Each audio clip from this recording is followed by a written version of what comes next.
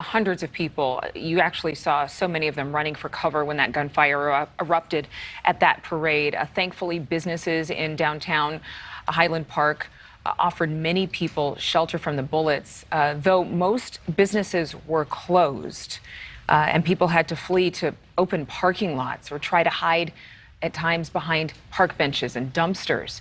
Lindsay Meltzer is joining us now. She's the owner of Bright Bowls in Highland Park. Lindsay, thank you so much for being with us. I said what I said about the businesses being either closed or, like yours, open. How many businesses do you think were actually open at that time? I wouldn't imagine many. I honestly don't know. Most were not. We were excited to finally have a parade again after the pandemic, and we were right on the parade route. And we were so excited to be open. We were fully staffed and ready for a busy, lovely day. But why did you open your doors? Was this something where you were responding to the shooting, or had you just opened it with anticipation that following the parade you were going to see some business? We were open during the parade. People stopped by and bought food before the parade and during the parade. I mean, the parade didn't last very long, but I was standing at my register and I have a full view of Central Avenue. And as soon as I saw the Highland Park High School band sprinting, it's sick, and I know, but the first thing I thought of is there's an active shooter. And I sprinted out my front door, and my whole family was sitting right outside my restaurant on the sidewalk, along with all of our other community members. And my husband jumped up and we both screamed, "Get inside, run inside." And I don't even know how many people, we didn't know how many people we were shoveling inside. We just opened the doors and said, "Go, come in, go. We have a basement, go downstairs." And my staff helped shuttle everyone downstairs. It's amazing that you had a basement and that people could go there safely. And I'm hearing that you had children doing coloring pages and singing at the time when all of this was going on. I have 3 children. They're 5, 7, and 9. They were down there also.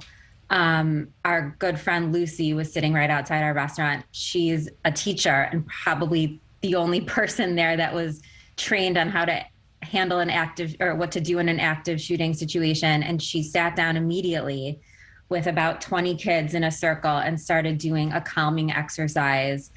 Wow. Because I have kids, we have a stash of markers and pens and crayons and paper at the store. And we brought everything down for the kids to play with and just keep calm. And, they didn't see what was going on outside after they had gone into the basement. So for all they knew, it was a play space. A safe place for those children. Speaking about your own children, I understand that they're actually, at least one of them is speaking to a therapist, and that there's a camping trip planned as well.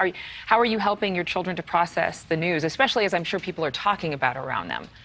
Well, my son is scheduled to leave for overnight camp in 2 weeks for the first time. And he couldn't be more excited. We were trying to explain to him that these are the things life is made of, these fun times that you can go experience, like summer camp and,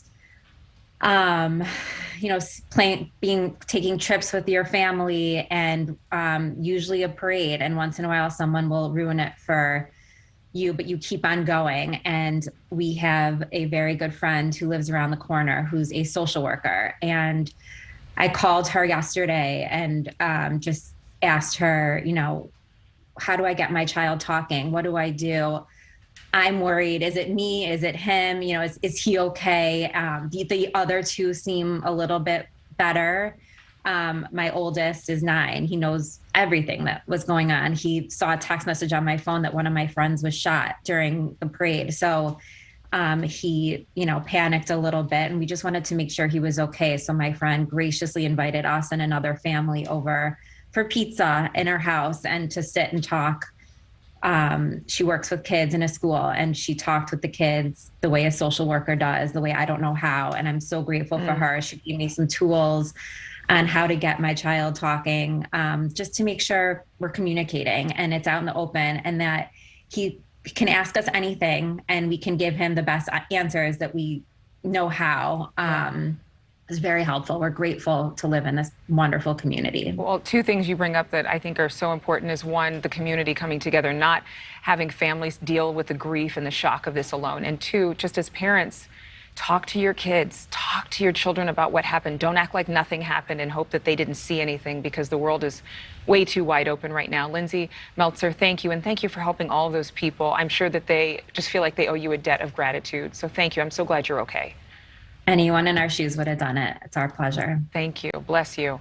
Thank you for watching. Go to newsnationnow.com to find News Nation on your television provider. And don't forget to click the red subscribe button below to get more of News Nation's fact-driven, unbiased coverage.